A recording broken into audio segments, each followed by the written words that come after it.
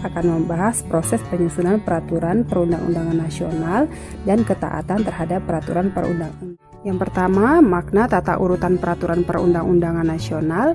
Apa sih hakikat peraturan perundang-undangan itu? Peraturan perundang-undangan berbeda dengan undang-undang karena undang-undang hanya merupakan salah satu bagian dari peraturan perundang-undangan.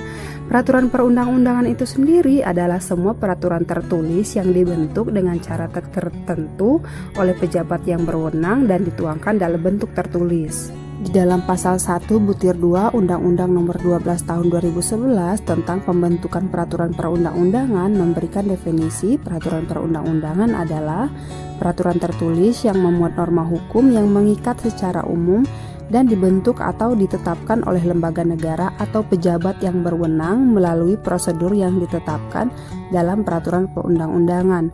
Peraturan perundang-undangan itu sendiri memiliki ciri-ciri, dibentuk atau dibuat oleh pejabat yang berwenang, isinya bersifat mengikat dan memaksa setiap orang untuk menaati, dan yang terakhir bersifat abstrak.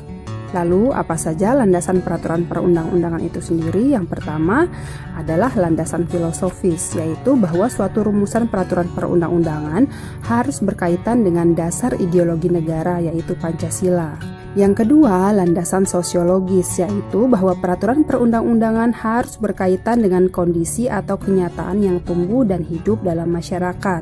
Dan yang terakhir, landasan yuridis, di mana suatu peraturan perundang-undangan harus mempunyai landasan hukum atau hukum dasar atau legalitas yang terdapat dalam ketentuan lain yang lebih tinggi. Landasan yuridis ini dibagi menjadi dua, yaitu landasan hukum yang bersifat beraspek formal dan landasan yuridis yang beraspek material. Lalu, asas peraturan perundang-undangan itu apa saja sih?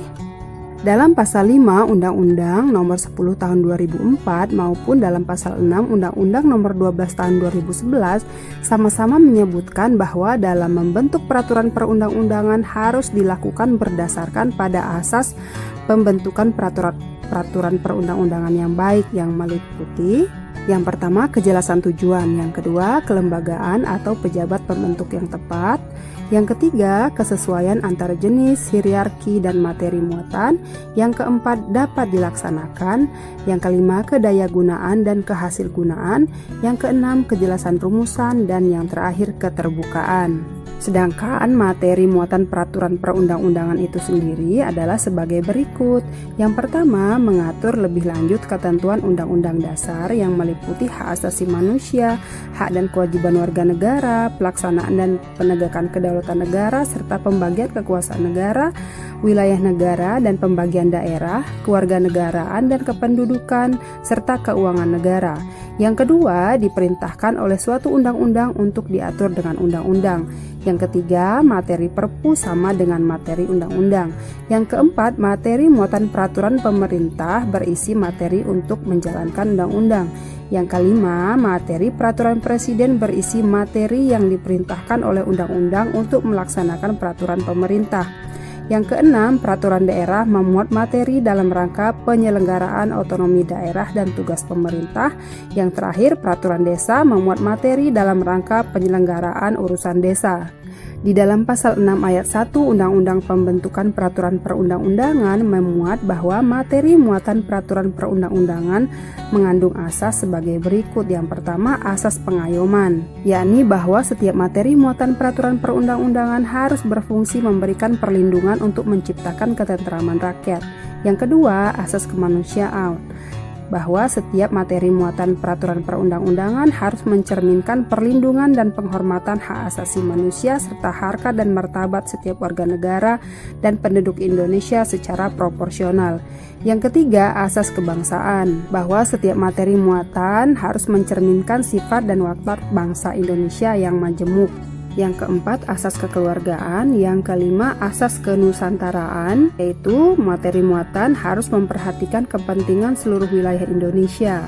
Yang berikutnya, asas Bhinneka Tunggal Ika, artinya harus memperhatikan keragaman penduduk, agama, suku, dan golongan, kondisi daerah, dan lain sebagainya.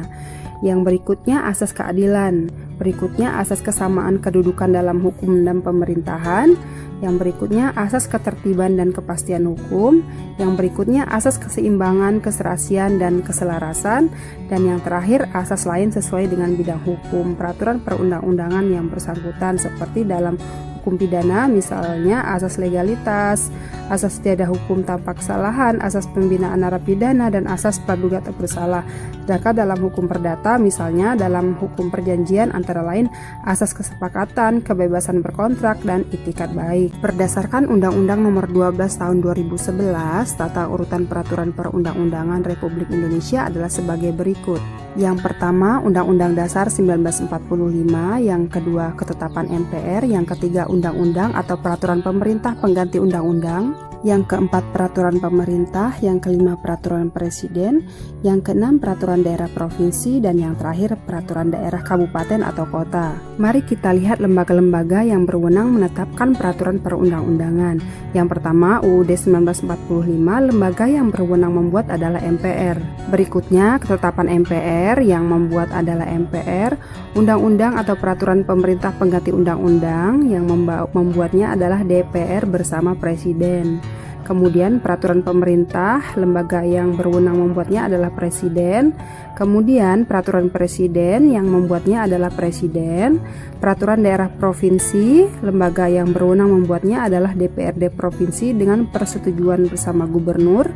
Kemudian peraturan daerah kabupaten atau kota, lembaga yang berwenang membuatnya adalah DPRD kabupaten kota dengan persetujuan bersama bupati atau wali kota. Demikian materi tentang makna tata urutan peraturan perundang-undangan nasional. Sekarang berikan kesimpulan dari video ini. Terima kasih telah menyimak. Lebih dan kurangnya mohon dimaafkan. Wassalamualaikum warahmatullahi wabarakatuh. Sampai jumpa.